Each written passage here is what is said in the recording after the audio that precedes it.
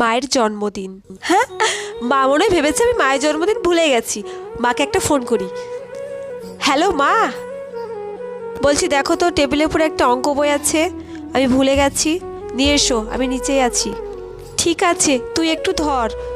হ্যাঁ ধরছি। মনে তো বললো এখানে অঙ্ক বইটা আছে, কোথায় আমি তো দেখতে পাচ্ছি না। এটা কি, দেখি তো।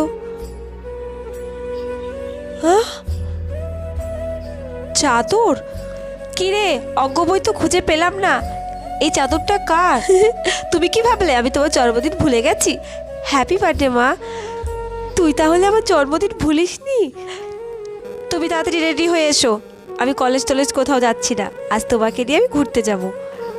আচ্ছা তুই একটু দাঁড়া, আমি তো রেডি আছি, আমি এক্ষুনি আসছি। ঠিক আছে আসো। সত্যি শুধু মা বাবা নয়, সন্তানরাও তার মা বাবাকে খুব ভালোবাসে।